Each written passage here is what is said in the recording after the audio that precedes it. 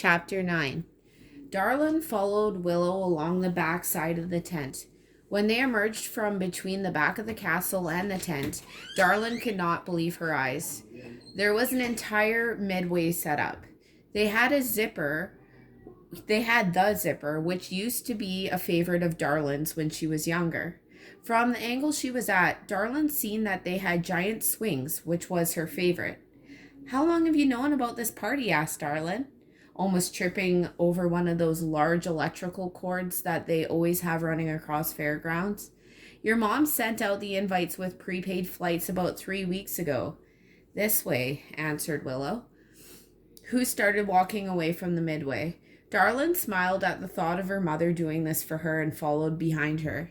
"Hey, if anyone talks to us, you do the talking," added Darlin. As they walked, Darlin tried not to look around, hoping that she would have some sort of surprise left. Then she actually made her debut.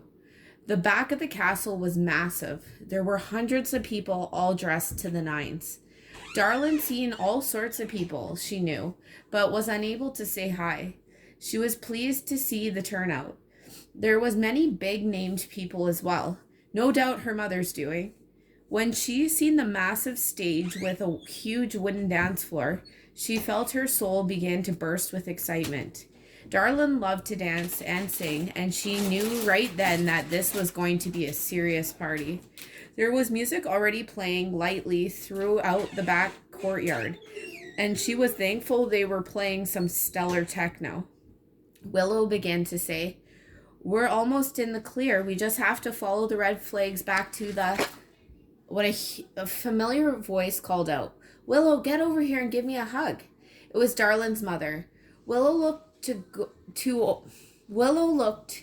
over to Darlin, who was already motioning for her to go. Darlin whispered, "Thanks, I can take it from here," then turned away to ensure that she wasn't recognized. After a few seconds, Darlin could not contain herself. She had to peek. It had been so long since she'd seen her mom. When she turned back, she could see her mother hugging Willow and standing with some sort of film crew. Her mother was dressed like the brightest star in the sky. She had a fitted pink skirt with black polka dots with the matching jacket. It was fitted and offered tons of cleavage. Victoria's shades were even bigger and bolder than the one she had borrowed from Kitty. Her hair was covered with a white scarf. She was oozing with presence. Looking back at her, Darlin was reminded of a scene in a Bond movie with a woman driving a convertible. As Darlin turned back around, she felt dull pain on the side of her face. A bitchy voice started, "You should watch where you're going, young lady. If you keep this up, you'll definitely get yourself hurt tonight." As soon as she heard the voice, she knew it was her grandmother. Without looking directly at her, Darlin managed to get her footing and out of the way. The musk from her black dress lingered on Darlin's face. "I'm sorry, ma'am. I did not see you. I'll be more careful," offered Darlin in the worst fake voice she had ever used. Great, she was in the clear, or so she thought. "Excuse me, missy, but the party is that way," yelled out Greta as the mystery girl sped off. Darlin thought quickly and came up with, "I just have to get my gift out of the car," loudly enough for her grandma to hear without looking back.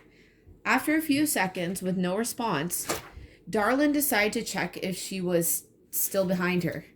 When she finally mustered up the nerve to look back, she could see Willow had saved her. They were shaking hands and Willow was introducing herself to the great Miss Greta Haywood. The side of the castle was full of guests walking past Darlin towards the party. Darlin seen Winter and Kaylee, and it took all the restraint Darlin possessed not to walk up to them and tell them about her grandmother being a witch that was obsessed with the Wizard of Oz. When Darlin finally made it back to the front of the castle, she made a beeline straight for the front steps. Halfway up, she took off her shades and hat and let Disco out of her purse. As she entered the front doors, the first person she seen was Thurston. Without hesitation, Darlin nonchalantly asked, "Hey, Thurston, what's going on out there? What's with all the people?" Oh, we were looking for you," said Thurston, who was obviously searching for what to say. I took Disco for a walk out in the front. We were admiring the beautiful sculpted trees. What's with all the cars I seen driving in? Inquired Darlin. Oh, yeah, some of your grandma's associates are holding a convention for the new release of the Swiffer jet, answered Thurston with a big smile on his face. It was obvious to Darlin that he thought his lie was clever, so she decided to play dumb and go along with it. Darlin responded, "Oh, I see. Maybe I'll go check it out after I have tea with my grandma." When was that anyway? You should go up and get ready now. Just buzz the intercom when you're ready and I'll come take you to the garden. Thurston led Darlin through security. Then the two parted ways. Darlin took the elevator back up to her room. The elevator operator was in a very cheerful mood, bopping around and smiling. Darlin asked, "How come you're so happy today?" He responded, "Lady Haywood gave us the night off." "Oh, I see. That's nice." That was a relief to Darlin. To have midgets running around would have been social suicide. She concluded that this must have been her mother's doing. She always used to complain about them from as far back as she could remember. When she made it back to the room, she wasted no time. Within seconds, she had her straightener on, was undressed, and on her way to the bathroom to wash away the dirt of the day's events. When Darlin emerged from the cool stone tunnel, she instantly felt the heat from a sunny spring day. With the sun momentarily blinding her, she put her hand over her brow to help with the adjustment. "Happy birthday, Darlin," yelled the crowd of people. Darlin tried to look as shocked as possible, turned sideways to see Benson grinning with one of his lovable smiles. As her eyes adjusted, she went to look back over the crowd, but before she could, she was bombarded by a camera crew. With a microphone stuck in her face, she looked to see Mia Cantrell, the host of MTV's Sweet 16, saying, "So were you surprised, or were you surprised?" Acting completely shocked, Darlin said, "Oh my God, what are you doing here?" She could hear her voice over a PA system, which was quickly drowned out by the cheers of a crowd. "We're doing our feature Sweet 16, and by the way, girl, how does it feel to be the big one 6? Asked Maya, raising her free arm to get a cheer out of the crowd. "Well, actually, my birthday isn't till tomorrow," replied Darlin. Maya quickly leaned, pulling forward, putting the mic down, and said to Darlin, "Don't worry, we can do some editing." Then brought the mic back up and yelled out, "So how does it feel to be 16? Darlin responded with some great showmanship and enthusiasm. "It feels great. I'm so surprised. Thank you all for coming." Mia turned to the crowd with the camera in front of her and said, "You know what time it is?" The crowd cheered. She repeated with even more enthusiasm, "I said, do you know what time it is?" Then pointed the mic towards the crowd. The crowd cheered louder. Darlin watched Mia while standing beside her with a brilliant smile on her face. Mia was one of her favorite TV hosts. She had been watching the show for a few years now and even attended a few of her friends' Sweet 16, which were aired on MTV. Mia wasn't as much beautiful as she was cool. What she did have, she worked rather well. She was a light-skinned mid-20s girl with a Trinidadian accent, or whatever they call people from the Trinidad accent. She stood about 5'6" and was wearing what looked to be army-issued capris and a purple halter top that tied in the back and appeared to have Chinese-style gold stitching throughout. Her hair was quite long and broken into several dreads that were bleached out and brought out her aqua green eyes. Or I guess I should say contacts. Lifting the mic up again, Mia said, "I'll tell you what time it is. It's party time." The crowd roared. Darlin clapped beside her, began scanning over the crowd, picking out some familiar faces. "Now, all right, y'all, we got lots in store for this girl, don't we?" she said while pumping her fist, causing another roar from the crowd in front of the stage. She continued, "We got the midway for you kids at heart. We got food, dancing, cake, and let's not forget that mountain of presents and a few more surprises. But first, we got something real special for our little princess. Kesha, get up here and sing us a song." Suddenly, the crowd went wild. A techno beat started. Darlin turned when she felt a hand caress her shoulder. It was Kesha, one of her faves. Happy birthday, girlie. Oh, by the way, love those shoes, said Kesha as she walked towards the front stage. With a big smile, Darlin lifted up one of her new ruby heels for the crowd to see. While she looked around, hoping to see her grandma look, it was the least she could do after her rude attack the night before. As soon as Kesha started singing, Wake Up in the Morning, the crowd went absolutely wild. It was her biggest song. Maya from MTV came back over to Darlin, and the two started dancing along. Darlin was not a shy girl, and with her years of dance school accompanied by what her dance teacher called a natural rhythm, she danced along like a shooting star. Without the microphone on, she explained to Darlin while they danced, you know how this works. You just go have fun. Your moms and grannies are right over there. Have fun. The cameras will be on you, but don't worry. We can't air anything without your permission. Just have fun. Happy birthday, and I'll check in from time to time. Darlin nodded that she understood, and while still dancing and made her way over to her mom's open arms. As the show continued, they embraced in a hug. Darlin said, Thank you, Mom. I thought I was going to be here alone. You're the best. Victoria replied, looking at the camera rather than Darlin. Nothing's too good for my little girl, and you should thank your grandma. It was her idea to have your party here. Darlin, very shocked the way Grams was last night, turned to her and said, Thanks, Grandma. Greta forced out a smile, but did not pay any attention to Darlin's open arms, turning back to her mother, who said, Now go have fun and we'll talk later. She pointed off the side of the stage to Willow, Winter, and Kaylee, who were all dressed up and dancing along. As Darlin and her friends made their way off the stage, she was greeted tons of happy birthdays from all sorts of friends and strangers. So what do you want to do first? Asked Kaylee. Let's go over to the giant swings, yelled Darlin over the blaring music.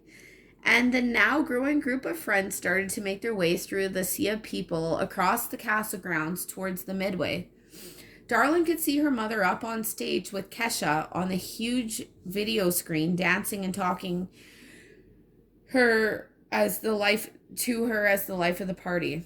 Darlin said to Willow, She is so embarrassing. Whose mom in their right mind would be up there at their age? It's not so bad. She looks great for her age. And plus, look at this party. Every kid in the world would kill for a sweet 16 like this, answered Willow. When they got over to the giant swing, Darlin was greeted by the cutest carny boy she had ever seen. He was shirtless, tan from traveling with all the carnival, and had eyes that were blue as sapphires. As he motioned Darlin and her friends to the front of the line, Winter gave her an elbow. Leaning over, Winter said, Stop drooling, you little tramp. I forgot I wrote that. Darlin shook her head as if to say, I don't know what you're talking about. Her friend started to giggle. When he opened the gate, he leaned into Darlin, then said, Don't you worry about a little thing, Darlin. I'll give you the best ride of your life, followed by a wink. Darlin's white porcelain skin turned bright red.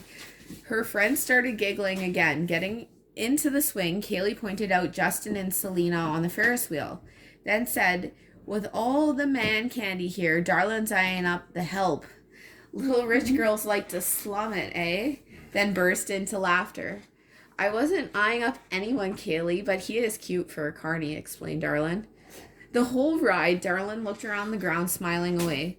She was very pleased with the turnout, and as the swing thrust them up into the air, Darlin guesstimated that there must have been over 300 guests.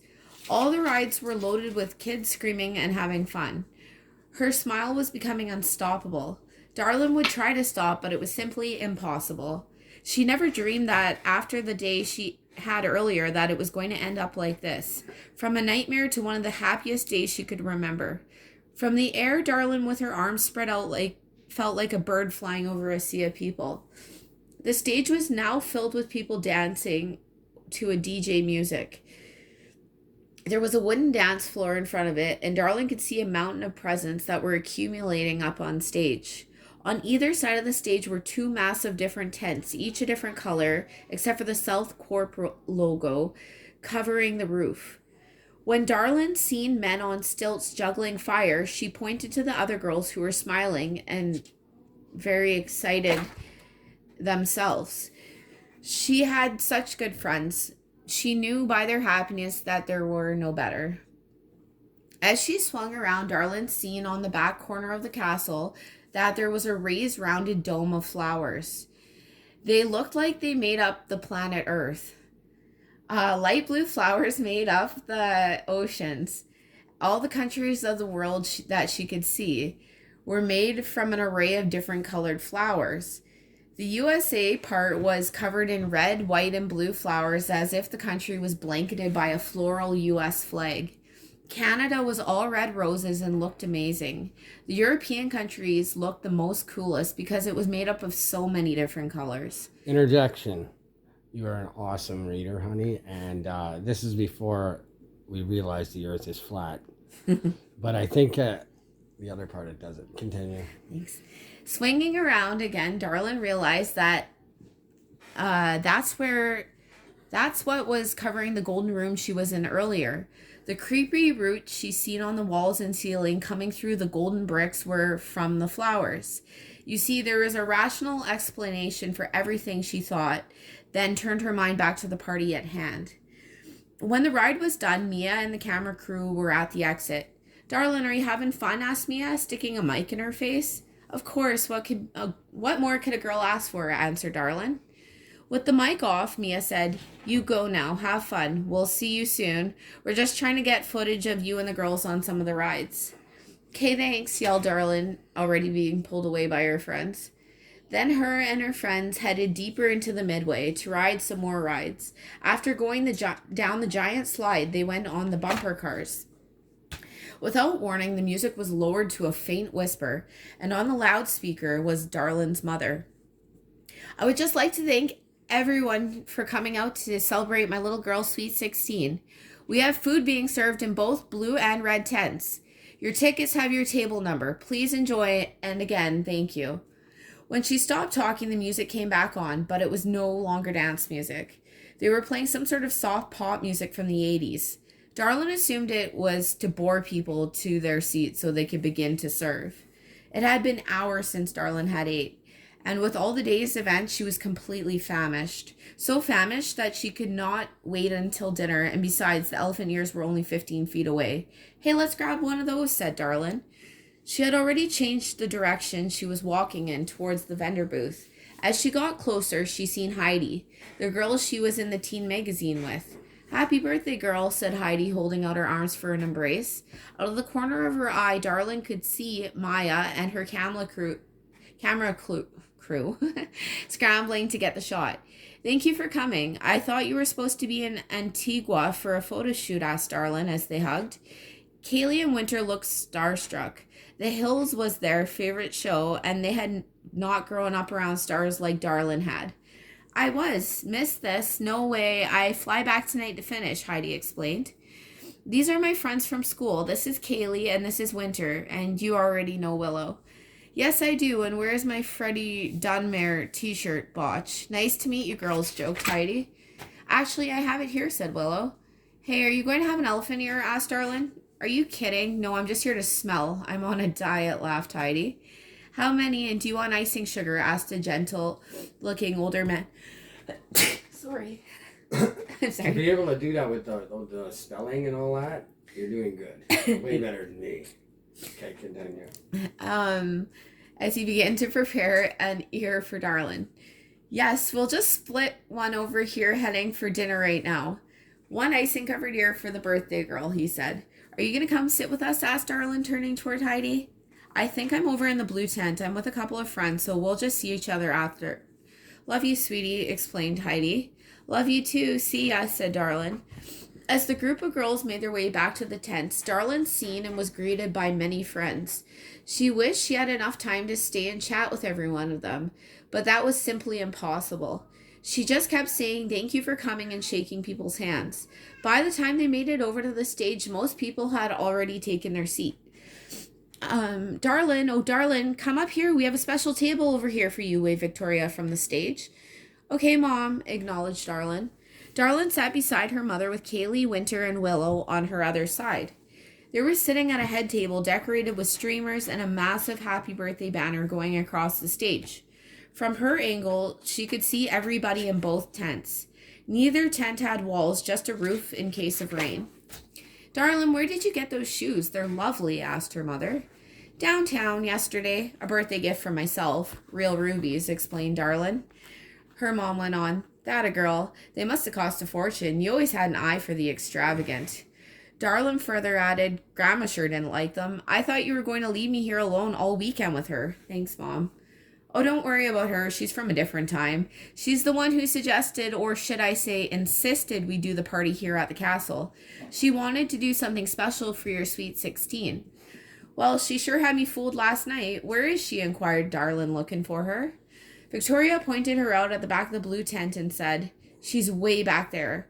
I offered for her to sit with us, but I think she didn't want to cramp your style. I can't believe you got MTV to come. Thanks, Mom. Oh, and thanks for getting Grandma to give the midgets the day off.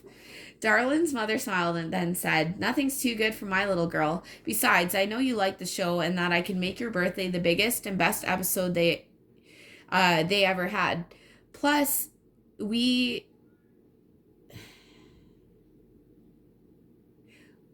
haven't had... Plus, we wouldn't have you seen with a bunch of hobbits running around. It's hard when your words come Yeah, together. there's an editing mistake. Darlin waited to make eye contact with her grandmother so that she could wave hi, but her grandmother was looking at her everywhere but her way. For dinner, they had spaghetti and spare ribs. Broccoli casserole, both were her favorites. Her mother had went through an East Indian phase and had gotten a recipe from a nice lady she met in Montreal back in the mid-70s. Every time Darlin went home, her mother would have the chef make up a batch for her. Darlin ate and watched Maya and the camera crew going from table to table talking with people. When they were finished dinner, the coolness of the night creeping in was a nice break from the day's hot sun. A three-tiered birthday cake that was at as high as the fridge was rolled out on stage while they had been finishing their meals. It was white with pink and red frosting, no doubt made by her mom's longtime friend Hans Groupie, the world-famous wedding cake decorator. Darlin seen him and his husband over in the red tent while they were eating. And this is like before, yeah, it was his husband. Out of nowhere, where all the candles lit up and the entire crowd started singing happy birthday, it was a magical moment for Darlin. Maya had her film crew in it. When it was over, someone over in the blue tent yelled, "Presents!" and the crowd cheered. The catering company immediately started to cut the cake and serve it out. When Darlin finished the first piece, Victoria mentioned for one of the presents to be brought over. It was from her mother. It was 4 first-class tickets to anywhere American Airlines flew, which meant anywhere in the no world. We just won that. Yeah. Okay, go on. That's hilarious. Darlin kissed her mother, thanks, then continued opening presents. Willow gave her a 1968 Fender that her dad used on one of his albums. Willow's dad produced a band called Guns N' Roses years before. He never lived with her, but made sure she and her mom were well taken care of. Winter and Kaylee pitched in and had red sash made so Darlin would have a place to carry disco instead of her purse. Darlin had designed the sash on paper but never got around to having it made. They took the blueprints and had a seamstress sew it for her. Darlin thought the gift was great. She thanked them both. After opening over 100 presents and 3 times that amount in cards, Darlin had enough. She had gotten everything from clothing to music and even a 1968 Porsche convertible and a custom pearlized pink from her mother. Darlin did not even have a license yet, but that would not stop her mother from missing this opportunity to spoil her daughter on MTV. Darlin had mentioned to her mother before that was the kind of the car she wanted. The ground of the castle now darkened. By night were lit up by thousands of little twinkle lights. When all the presents were opened, Darlin made her way off stage, and her and the girls began dancing. They danced the night away. Darlin's mom made her way up on the stage, then said, I would just like to thank you all once again for coming on Darlin's special night. Have fun, and we do have one more treat for you. She passed the microphone over to Maya, who brought it up to her face and held it there for a few seconds, then yelled out, Green Day! The crowd went wild. Green Day was one of Darlin's favorite bands, and she never had a chance to see them. As the punk band started up, Darlin and the girls went wild. After a few songs, Darlin had to get out of there. She had a very eventful day and was getting overheated. As she pushed her way through the crowd and off the dance floor, she had seen Grandma and decided that she would go thank her for having such a great birthday for her. Her grandma was sitting and talked to someone when Darlin walked up. Darlin found it very awkward that her grandma had seen her, but did not cut her conversation short. After a few minutes, Darlin said, I can see you're busy. We'll talk later. Her grandmother turned to her and said, We can talk now. Darlin replied, I just want to thank you for having the birthday here. It was really great. Mom told me that it was your idea to have my 16th birthday here. I just wanted to say thanks. Staring back at her expressionless, Greta slid a card off the table and handed it to Darlin. You didn't have to get me anything. This party was more than anyone could have asked for, said Darlin. Now you go run along. We'll talk tomorrow, responded Greta. Walking away, Darlin thought how weird she was. Why even give the card to her today? There was something about the whole thing that made Darlin feel uneasy. She put the card in her purse and went to go find the girls. After regrouping with her friends, Darlin and the girls went to look for Kitty. She had that oil can, and Darlin would have to somehow sneak it back. Tell Willow and Kaylee about what she found. What she wear at the party gets. I think these are thoughts. Oh yeah. I have this is like one of the drafts here. Can't find the other one. Darlin and her band actually get up on stage, and then these are just a few little notes, I guess. And that's the end of the chapter. She's pretty good. No punctuation, all that, just freestyling. So I'll see you for chapter 10.